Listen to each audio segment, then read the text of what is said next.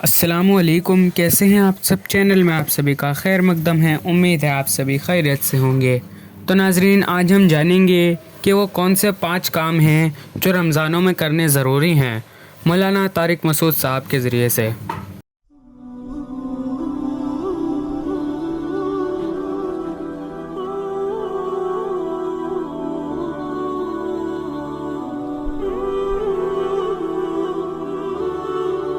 اس نے بتایا کہ 5 قسم کی عبادتیں، 5 قسم کے کام ایسے ہیں جو اللہ کے بندوں پر فرض ہیں، خالصتاً کس کے لیے؟ اللہ کے لیے۔ نمبر 1، نماز۔ آپ مجھے بتاؤ، نماز جیسی عبادت آپ کو دنیا میں کسی مذہب میں نظر آتی ہے کیا؟ جس میں آپ دانت صاف کریں، لباس کو پاک کریں، ٹائمنگ بھی کتنی بہترین، صبح صبح آپ اٹھیں۔ جس بہانے مسلمان کو صبح اٹھنا پڑتا ہے، میڈیکلی دیکھا جائے کوئی انگلی اٹھا سکتا ہے اس کے اوپر؟ نماز کا ٹائم ایسا رکھا ہے جو میڈیکلی انسان کی صحت سے میچ، بولو نا، نہیں کرتا۔ کیونکہ کوئی کہہ سکتا ہے، بلکہ ڈاکٹر سے پوچھیں گے یار سب سے بہترین ٹائم صبح اٹھنے کا کون سا ہے؟ صبح کا ٹائم، اور تہجد میں اٹھے تو اور اچھا ہے۔ اسلام نے اگر رات کو 2 بجے یا 2:30 بجے نماز رکھی ہوتی، بہت سے ڈاکٹروں کو اشکال ہو سکتا تھا، بھئی یہ ٹائم ایسا رکھا ہے تو گہری نیند کا ٹائم ہے، تو صحتیں برباد اسی وجہ سے ہو رہی ہے کہ تم نماز پڑھتے ہو۔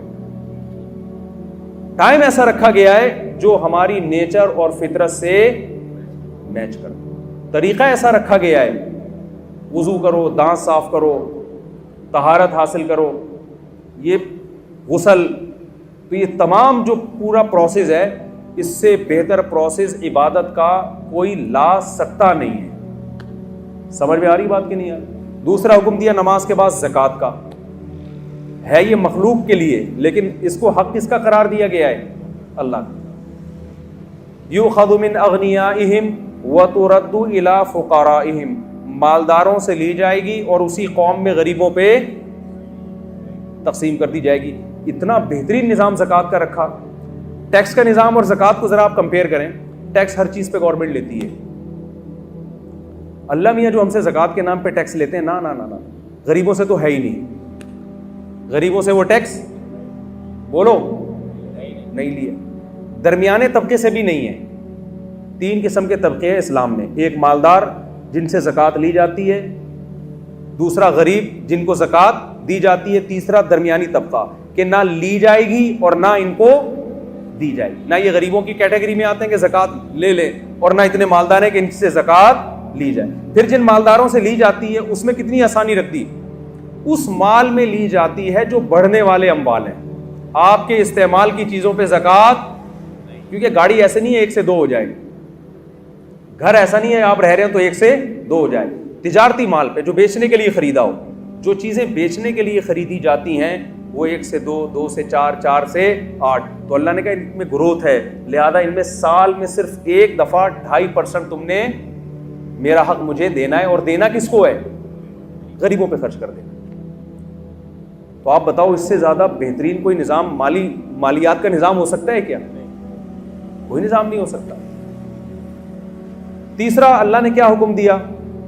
صوم رمضان۔ پہلا جو تھا وہ تو توحید ہے، جو 5 ارکان میں سے، کہ اللہ کے ساتھ کسی کو شریک نہ کیا جائے، کیونکہ دنیا میں کوئی ریاست ایسی ریاست نہیں ہے جو کہے کہ آپ ہماری اسٹیٹ میں رہ کے 2 ریاستوں کے قائل ہوں۔ تو پہلی تو ابتدائی توحید سے ہوتی ہے نا، کہ جب ایک ہے تو خدا کیا ہے؟ بس ایک ہی ہے، اسی کی مان کے چلنا ہے۔ چوتھا حکم اسلام نے دیا ہے رمضان کا۔ چوتھا حکم کیا دیا ہے؟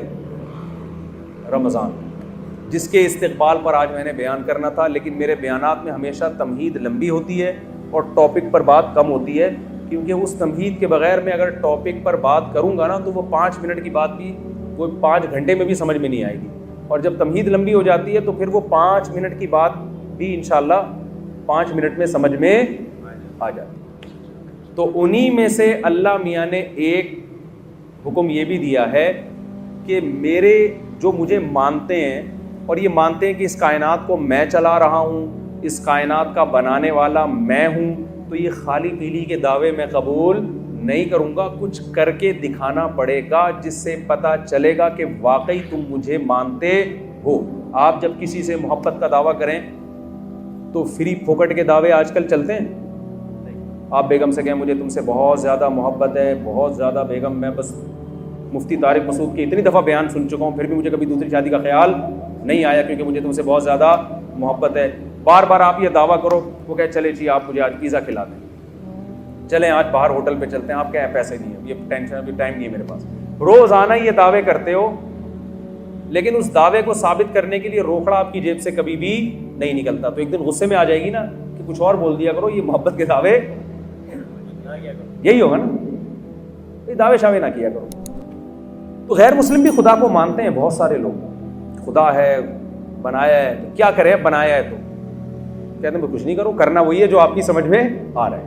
تو اللہ کہتے ہیں ایسے ماننے کو میں مانتا نہیں. لہذا اللہ نے 5 ٹائم نماز رکھ دی ہے, وہ آپ کو پڑھنی پڑے گی. اللہ میاں نے زکوٰۃ رکھ دی سال میں 1 دفعہ. اللہ میاں نے رمضان کے بولو روزے رکھ, کہ یہ ثبوت دینے کے لیے نا کہ ہم خدا کو مانتے ہیں.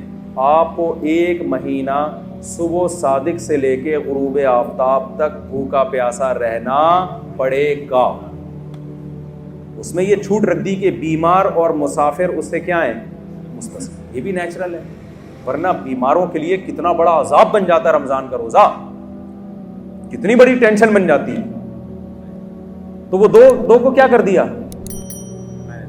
کہ خارج کر دیا, آسان رکھا اس میں. لیکن خوب سمجھ لیں اللہ کے احکام آسان تو ہوتے ہیں لیکن اس میں لچک نہیں ہوتی. مثال کے طور پر وضو کے لیے پانی نہیں ہے تو تیمم کرنا پڑے گا آپ کو. ایسا نہیں ہو سکتا کہ آپ کہیں کہ یار چلو وضو کے لیے پانی جب ہے ہی نہیں تو تیمم میں 2 دفعہ ہاتھ ہی مٹی میں مارنا ہے, چھوڑو ایسے ہی نماز پڑھ لو. آپ کچھ بھی کریں گے ایسے نماز آپ کی قبول نہیں ہوگی. اور یہ بھی نہیں ہو سکتا کہ یار چلو چھوڑ دو, آج چھوڑنے کا آپشن بھی نہیں ہے. یعنی یہ تو کر دیا سفر میں 2 رکعتیں پڑھ لیں آپ, لیکن چھوڑنے کا آپشن نہیں رکھا. چھوڑنے کے تو یہ میدان جنگ میں لڑ بھی رہے ہو تو نماز کے ٹائم پہ آپ کو نماز پڑھنی پڑے گی. طریقہ بدل دیا کہ گھوڑے پہ سوار ہو تو وہی سواری پہ پڑھ لو. اس سے پتہ چلتا ہے کہ اسلام کے احکام میں آسانی ہے جتنی اللہ نے ڈال دی, اس کے بعد نو کا آپشن آپ کے پاس نہیں رہتا. ہمارے ہاں بہت سے لوگ رمضان میں یہ کرتے ہیں کہ جی چونکہ اللہ نے مسافروں کو چھوٹ دے دی ہے, بیماروں کو چھوٹ دے دی ہے, اس سے خود یہ نتیجہ نکالنے لگتے ہیں اس کا مطلب اللہ بڑا غفور رحیم ہے, کوئی ٹینشن ہو تو چھوڑ سکتے ہیں آپ.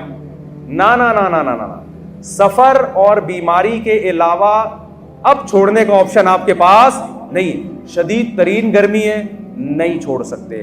آپ مزدور ہیں, آپ نے دوپہر گرمی میں کنواں کھودنا ہے تو بھی آپ رمضان کا روزہ نہیں چھوڑ سکتے. یہ اس عذر کو عذر مانا نہیں گیا ہے. لوگ اکثر ہم سے پوچھتے, گرمی کے روزوں میں خاص طور پہ زیادہ پوچھا کرتے تھے کہ ایک مزدور دوپہر کو کدال چلاتا ہے, کنواں کھودتا ہے, وہ تو ناممکن ہے کہ رکھے وہ روزہ, وہ تو مر جائے گا پیاس سے.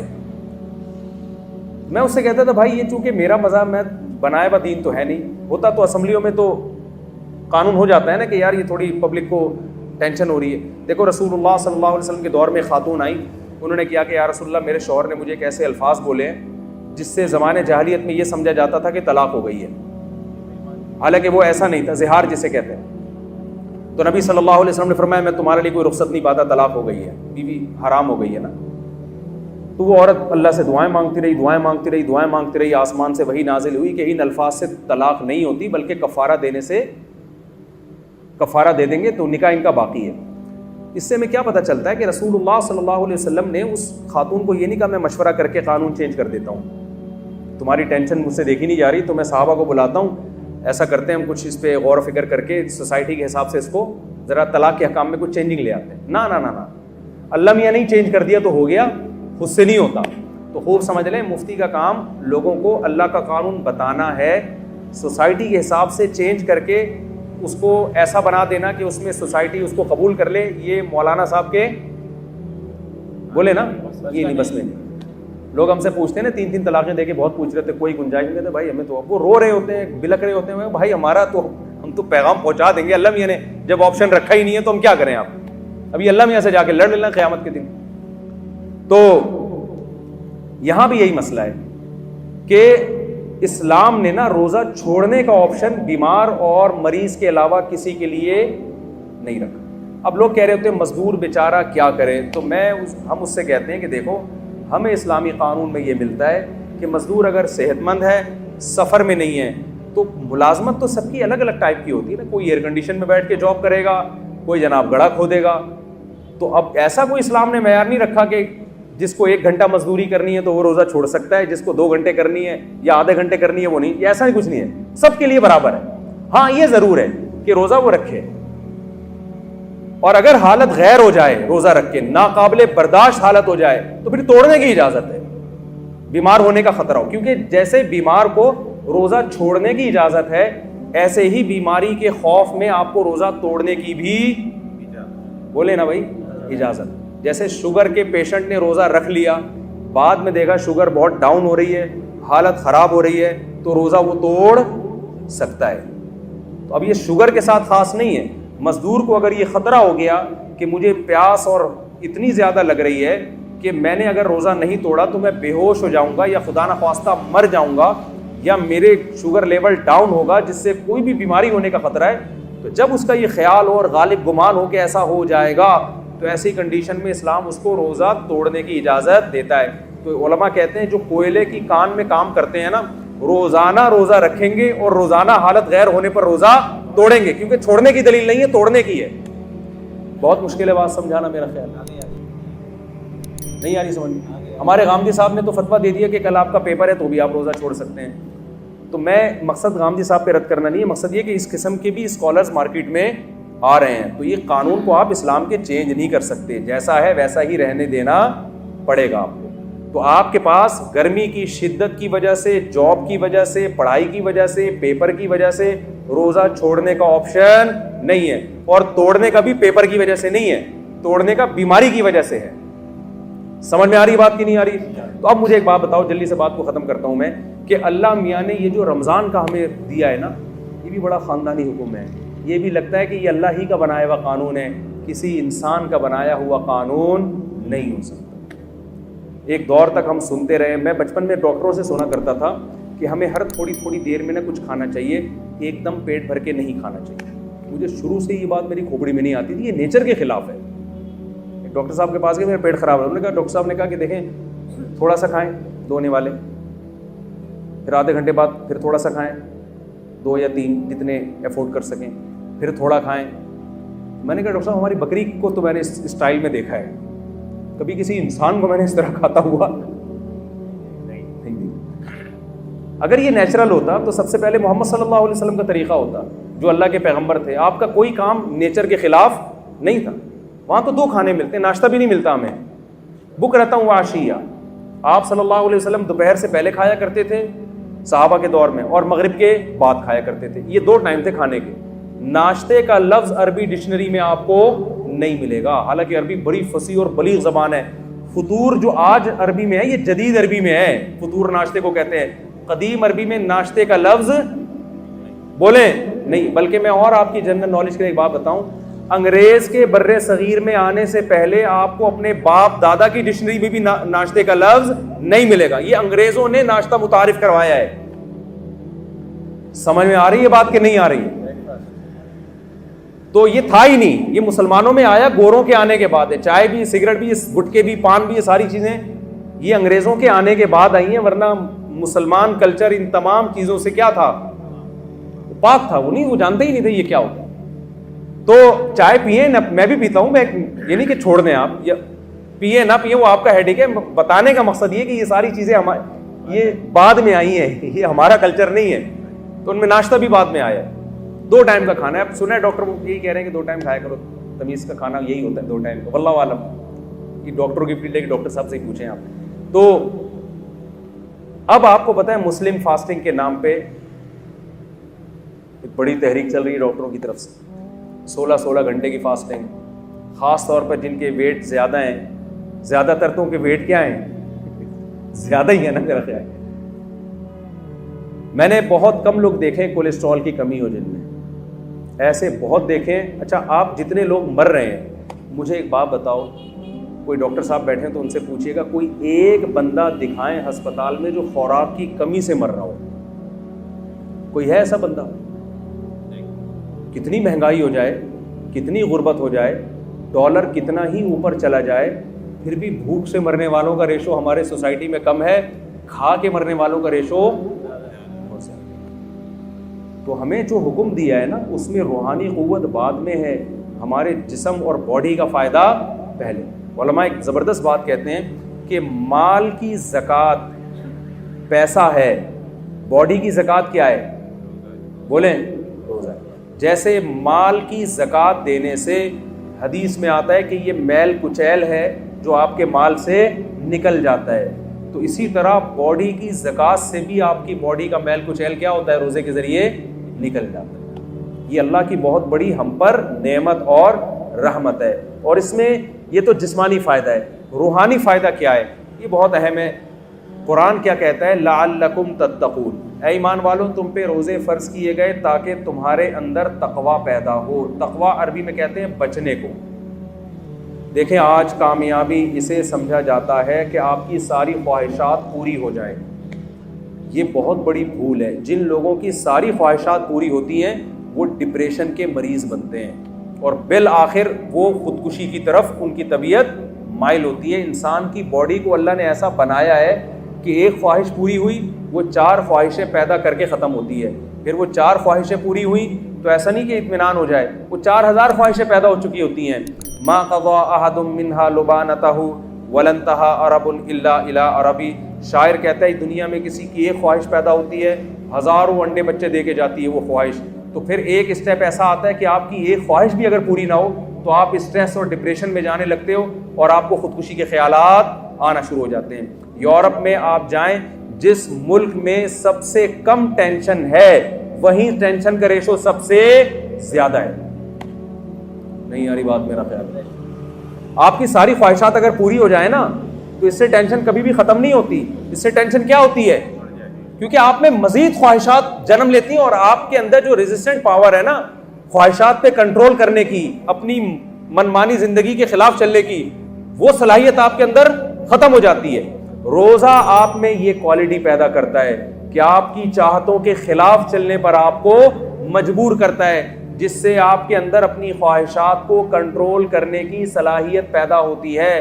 کیونکہ انسان کی جو سب سے بڑی اور نیچرل خواہش ہے نا, جسے ہر شخص بلکہ ہر جانور بھی پورا کرنا چاہتا ہے, وہ ہے کھانا اور پینا. ہر چیز انسان سے برداشت ہوتی ہے, کھانے اور پینے کی چاہت پہ کنٹرول کرنا انسان سے برداشت نہیں ہوتا. سمجھ میں آ رہی بات کی؟ تو اسلام نے 1 مہینے کے لیے کیا کہہ دیا؟ جو آپ کی سب سے مرغوب چیز تھی نا کھانا اور پینا, اسی پہ پابندی لگا دی. تبھی آپ دیکھیں روزے میں کتنا عجیب سا ہوتا ہے انسان. صبح آفس جانے کا دل نہیں کر رہا کیونکہ وہ جو چائے پی کے جانے کی عادت تھی وہ چائے کیا ہو گئی. اور ٹائم کیسا رکھا ہے کھانے پینے کا؟